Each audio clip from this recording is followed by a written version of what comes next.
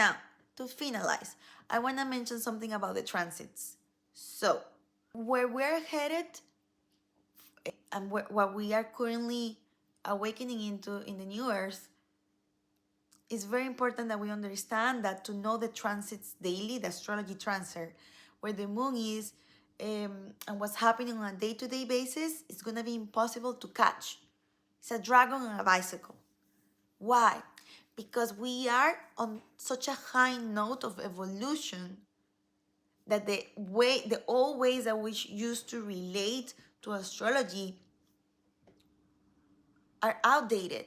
So, and this is my opinion, this is why I said astrology of the new earth, okay? You came here for this. And I'm not criticizing anybody who creates content. I'm just saying what I'm receiving, and I've been receiving. Rebellious, sacred rebel over here, right here. So what I'm trying to say is to relate with astrology where on a day-to-day basis is going to be very hard to catch because we're moving at such a speed of light that is going to be even like it will take us down. Yet if we focus on the big transits, on the eclipses, whole different ball game. If we focus on the big transits, on the big portal days, the equinox, the solstice,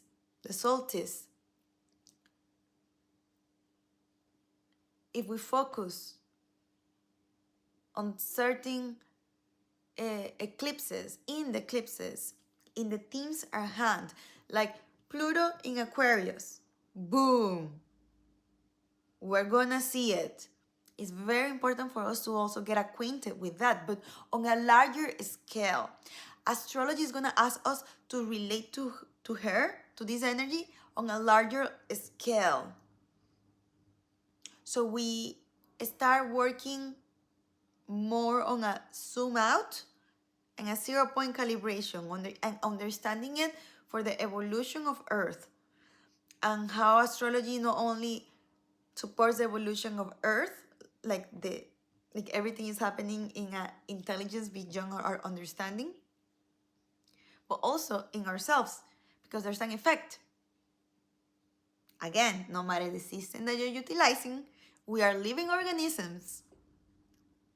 So we're in ever expansion. That's why here on Earth we get older, plants die, plants are birthed, plants grow, we see snow, we have the seasons according to where you live. So the more we relate with the bigger transits, Uranus from Taurus to Gemini, Jupiter in its cycle, the more we can get a grip on the change of consciousness, of the rise of consciousness. And when you look for a transit on astrology, it's speaking to you. When you feel curiosity about Mercury retrograde, it's always because the planet is talking to you and is communicating you something. If you feel a call to see a daily transit, is because it's calling to you. The energy is talking to your soul. So you see something because it reflects something of your consciousness. Astrology is here to guide us, to explain, to diagnose, so we can further align. Again, I'll say it again. Doesn't matter if you utilize sidereal or tropical. Main points. Where you're from a astrology of the new earth perspective, where I want to invite you to focus on, it's on your birth chart.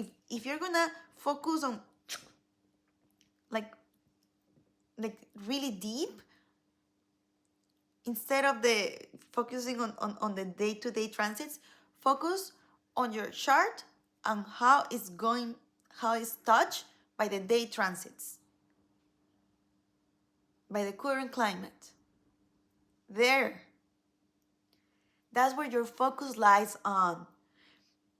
You can watch a video about astrology and the cosmic weather better if it's about Pluto in Aquarius, about the new earth, about how society is evolving and how we see matters coming through AI. That's really good because that's like, instead of watching the news, to watch astrology videos is to get updated with what's happening in the world, right? Because it's a reflection. And astrology can really lead us without giving our power away, it can really pinpoint what to look within for a highest expansion.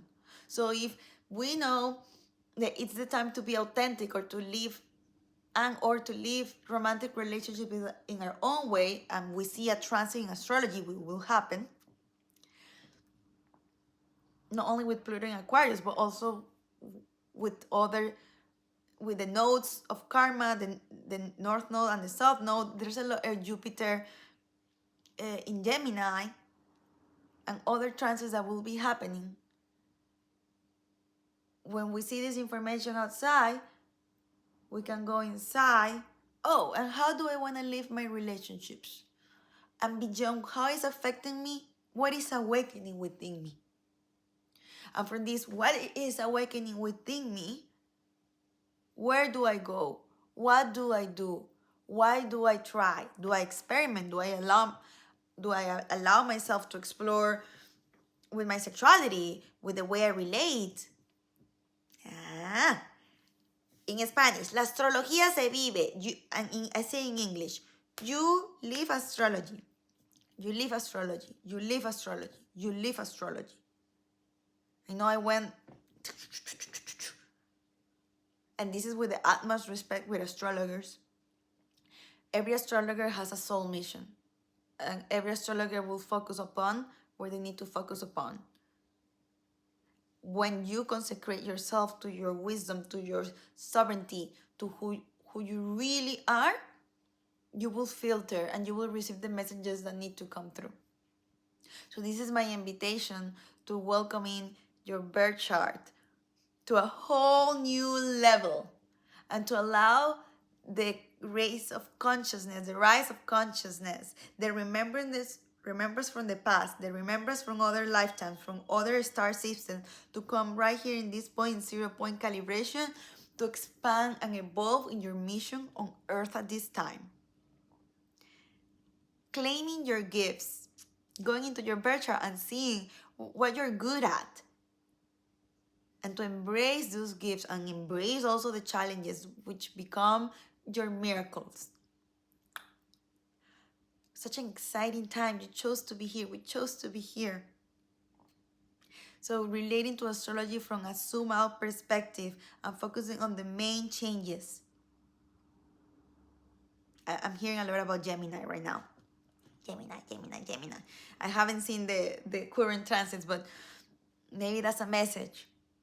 The energy of Gemini, the energy of Aquarius are going to teach us a lot.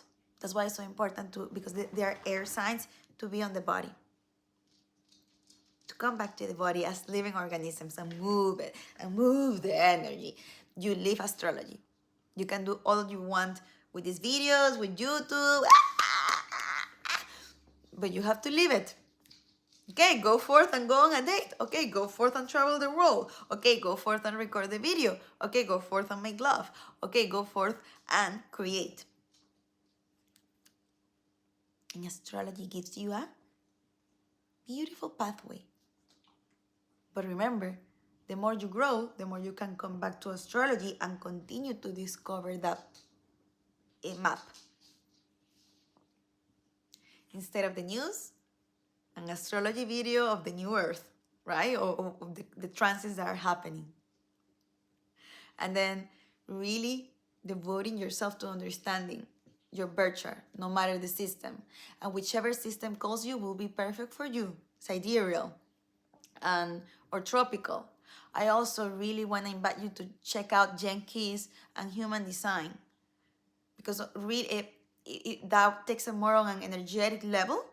I feel like, in my opinion, astrology is about seeing mommy pain, daddy pain, seeing the talents, seeing things that will take you more mastery and certain time, because there's a deepness that must be work through in human form.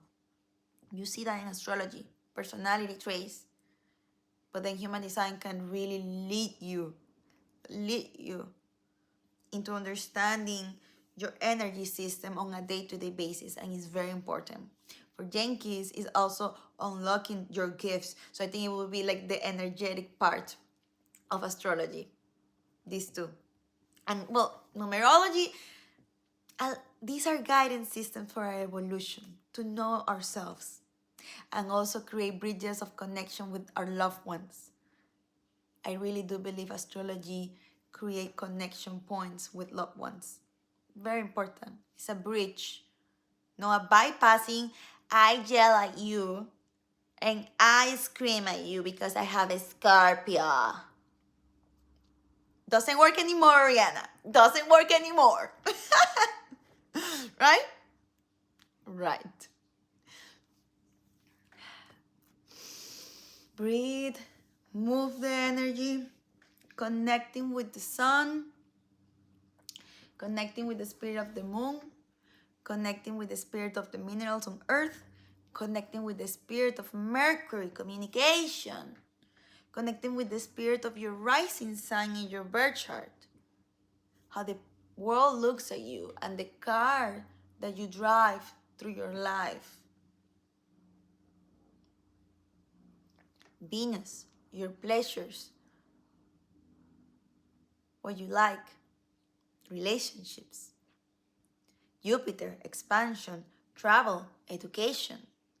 Saturn, Lord of Karma, Chronos time, the belt, discipline, showing up and doing the work in pleasure. Always. Add some Venus to Saturn. Your sun, your identity, your ego, so necessary and part of the human experience.